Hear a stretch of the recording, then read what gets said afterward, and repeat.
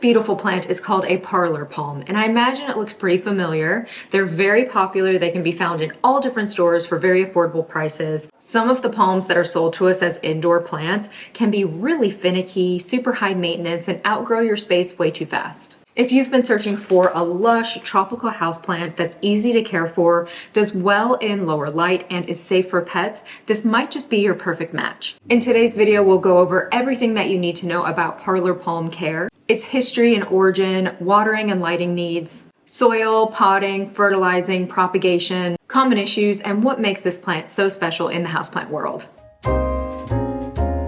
This Houseplant Care 101 series is sponsored by RepotMe.com. With RepotMe, you can have all of your houseplant supplies delivered right to your door. They are a one-stop shop for all of your houseplant, orchid, or succulent needs. They have custom handmade houseplant soils ranging from tropical houseplants, cactus and succulents, pothos, snake plants, and more. I cannot live without their clear slotted orchid pots. They have amazing houseplant fertilizers and so much more. I've included their link in my description below, and you can get 10% off any soil with my code Ashley. Now, it's always helpful to know a little bit of history, backstory, and origin of any plant that we bring into our home. The Parlor Palm is actually native to the understory of rainforests in southern Mexico and Guatemala. Because of this natural habitat, it's adapted to lower light conditions and high humidity, which makes it perfect for an indoor plant. Fun fact, in the Victorian era, parlor palms became widely popular in Europe and North America. They were often placed in parlors, usually the fanciest room in the home, because they symbolized sophistication. And that's how it earned its common name. Now, here are some reasons why parlor palms are so great for indoors. It can tolerate lower light conditions, which makes it perfect for apartments and offices. It's non-toxic and pet safe if you have cats and dogs that like to nibble. It's slow growing, so you won't have to be constantly pruning and repotting. It's also one of the better air purifying plants. NASA has done studies which showed that parlor palms actually remove toxins from the air. And here's what really sets them apart from other indoor palms. Unlike the Majesty Palm, which really struggles indoors without bright light and constant humidity, the Parlor Palm is far more adaptable and forgiving. Compared to the Areca Palm, which grows fast, needs constant repotting and bright light, the Parlor Palm stays manageable and compact. And while the Kentia Palm is beautiful and tolerant, it's often much pricier and can take a long time to bounce back from stress. Now, all of the palms I mentioned look super similar. They're all absolutely gorgeous, and I love all plants, but I do think it's helpful to know the subtle differences between them. So let's talk about lighting. Now, all plants need light to survive, but parlor palms can handle some more lower light conditions compared to other ones. Ideal locations would be near a north or east facing window, a few feet away from a south or west window that would get a lot more bright light because these leaves can get sunburned. Even offices with artificial light, they may be slower growing, but they will survive. Now, I always recommend supplemental lighting if you don't have enough light in your home. There are so many great grow lights or supplemental lighting available on the market. So keep an eye out if you notice that the leaves are becoming sunburnt. That can mean that it's getting too much light. Most houseplants can handle bright morning light because the UV is lower. But if it's really bright afternoon light, that's when you're going to see some of the bleaching of the leaves or some of the sunburn. And on the other side, if it's not getting enough light, it will be very slow growing and it will also become leggy. Next up is watering. Watering is the part that most people get wrong, so I'm going to break it down. These plants do not like to sit in soggy soil. So it is really important to have the right kind of soil, which I'll talk about, one that's well draining, which will help prevent overwatering. But we also want to make sure we're watering when the soil is about halfway to fully dry. Probably err on the side of caution of more fully dry. We just want to make sure that these plants don't get their roots sitting in soggy soil. They can be sensitive to chlorine and fluoride in the water, so you can use filtered water, distilled water, spring water, and some people have also mentioned you can put like water softening drops that can remove the chlorine and fluoride. I don't know much about the softening drops, but you may want to look into that because I think that's a really handy trick. Signs that your parlor palm is thirsty: First of all, the soil's dry. If you pick it up, it's really light. It's not heavy because there's not much water in there. The leaves are looking a little droopy. It's always a good indicator that a plant is thirsty. Also, if you notice like crisping on the edges of the leaves, that can be a sign that your plant has gone too long in drought and needs a good drink. It can also be a sign of needing more humidity. Signs of overwatering would be yellow fronds, especially in the lower area, and then also like mushy, smelly soil. That's a sign that the plant probably has root rot. This is common sense, but don't forget to empty the saucer after you water. I've made that mistake. I can't count how many times, and it's the easiest way to just prevent that plant from having an issue. It also really helps to use a moisture meter, especially if you have a big one of these plants and there might be some moisture kind of sitting in the bottom of the pot and you're not sure about it. You can always put the moisture meter in there and it will let you know. Now I am going to be repotting this beautiful plant. When I found it at the store, I noticed it was really root bound and it looks healthy, but it could do with a repotting. A lot of the plants that I bring home, once they've adapted to the new environment, I do like to repot them with the correct soil because I just find it makes it a lot easier and I don't have to worry about those plants. And I also like to use these, which are clear nursery pots. And the clear nursery pots also help me keep an eye on the roots, the moisture. All of this stuff is available with repotme.com. I've included links in my description below. I'm really proud to be partnered with them. They have amazing houseplant supplies that get delivered right to your door, makes it easy. So let's talk about soil. Again, these plants are going to thrive in a well-draining soil mixture. A simple soil recipe could be a 60% standard potting mix and then 40% some other substrate to help promote drainage, like perlite, pumice, orchid bark. And these plants enjoy moisture, but they don't like it to be soggy. So that recipe will really help provide the perfect soil for it. Or you can buy a customized soil blend, which I'm addicted to, and especially since these plants only need to be repotted every like 3 years or so because they're slower growing palms and they enjoy being somewhat root bound. It's worth it to have a really good soil, whether you make your own or buy a customized soil blend. That way you don't need to think about it for another 3 years. Today I'm using the Repot Me Houseplant and Tropical Classic Potting Mix. And I'm already almost running out. I need to get another bag. Next up is choosing a pot and repotting this plant. Whatever pot you use, you want to make sure it has really good drainage. Now these are the clear slotted orchid pots that I'm obsessed with, and they have tons of drainage, which is great for these tropical plants that enjoy the well-draining soil mixture. Again, these palms are slow growers, so you'll only need to repot them every 2 to 3 years. And then I like to put the pots in a nice cover pot, which is a lot of fun to be able to change out cover pots without having to completely repot my plant. One of the most common and easiest mistakes that I see people make is repotting their plant into a pot that is just way too big with way too much soil.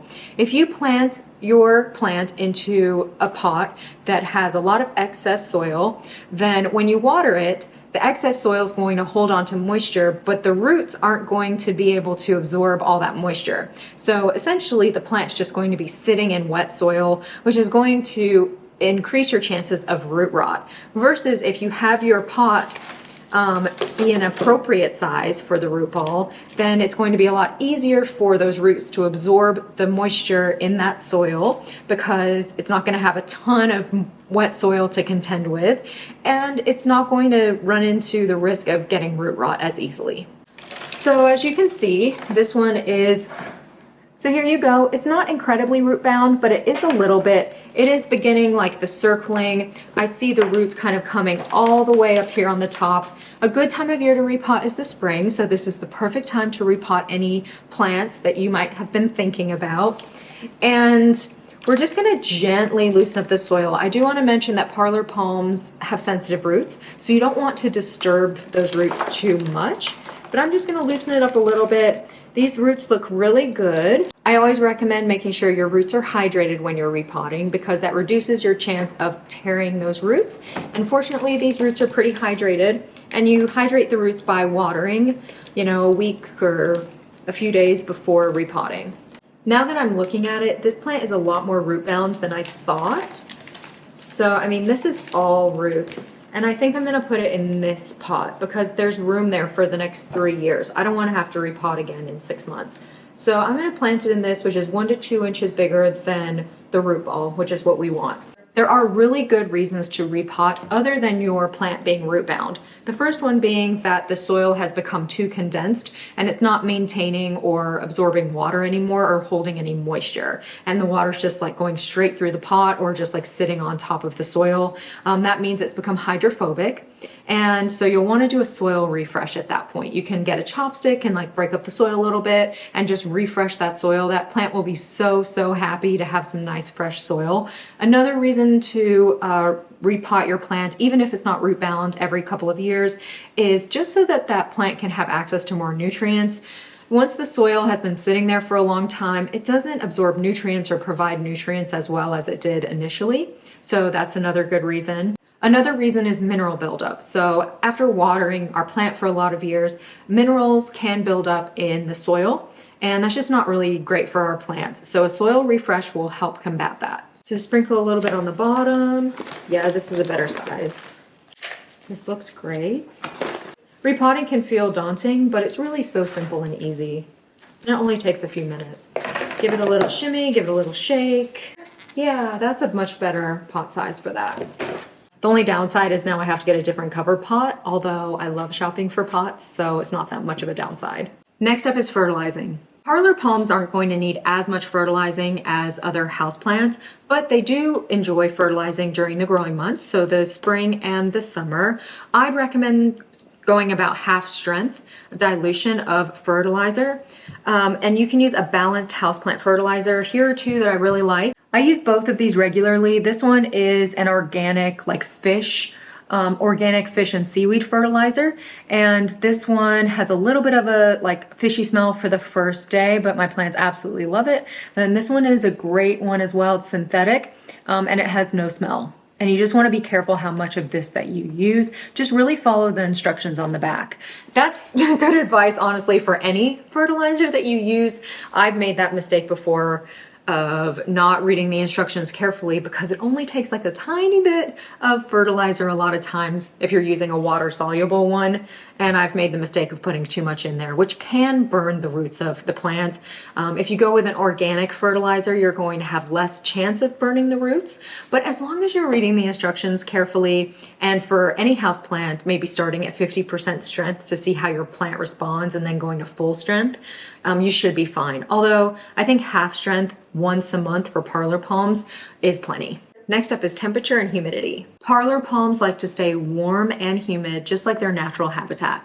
As I always say, if you're comfortable in your home, your plants will be comfortable. These plants thrive between 65 degrees Fahrenheit to 80 degrees Fahrenheit. If possible, avoid cold drafts, heaters, and sudden temperature swings. And I would say the minimum temperature should never drop between 50 degrees Fahrenheit, so these plants are not going to thrive outdoors if it's really cold out. Now these plants do enjoy higher humidity, and if you're in a zone or in an area that has really low humidity, a humidifier could be a great help. Also just make sure you're staying on top of watering as soon as that soil dries out if you are in an area with lower humidity. You could also use a pebble tray. There's all sorts of tricks to pump up humidity. You could also clump plants together. That helps with humidity as well. Although I will talk about how these plants are sensitive and can be prone to spider mites. So you don't necessarily want your palms of any variety to be touching your other plants, but they can be close and clumped-ish together to help promote humidity. Next up is propagation. Unlike other houseplants, parlor palms aren't grown from stem cuttings or by division. They're typically grown from seeds, which is how growers cultivate them. To be honest, it is a slow process and most home growers don't necessarily attempt it, but it is really interesting to know how your plant began its life. Now, we all have different experiences with plants, so if you have any tips and tricks on how to propagate these plants, feel free to leave it in the comments. Next up is pest management. As I mentioned, parlor palms are prone to spider mites. Honestly, pretty much all the palm varieties that we bring into our home are prone to spider mites. It's just like the perfect condition for them with the lush frond-like leaves. Prevention is really the easiest way to combat spider mites, so I'd say at least once a month, give your palm a really good rinse off with either a hose or a strong shower head or faucet or something like that. And then give it a good spritz with insecticidal soap. Just spritz it all over the plant, and then you can leave it I'd leave it for like an hour, and then if you want to, just go ahead and like give it another rinse off with the shower head or hose or whatever. I think that'll be a really great way to prevent a spider mite infestation. Another product that I really love is called Systemic Granules, and this will combat all the other pests. Mealybugs, thrips, and this you just like sprinkle into the soil and then water your plant, and the active ingredient gets absorbed by the plant and will like kill off any of the other pests. This also is really great for fungus gnats, and since using this I don't have to use mosquito bits, which is another product that I had been using for fungus gnats, but now I don't feel like I have to use mosquito bits since using this product. So those are the plant care tips that will help your Parlor Palm to thrive. Feel free to leave any additional tips and tricks that you have in the comments below. We do have a super knowledgeable plant community, and it's helpful to everybody who watches this video to be able to look in the comments and get some additional tips and tricks. And if you want to see future planty videos in your newsfeed, not just plant care, but plant shopping, plant styling, that kind of thing, feel free to subscribe. We also have a really great community on TikTok, Instagram, and Facebook. All right, thanks so much for watching. I hope you have a wonderful rest of the day and that I get to see you soon. Bye.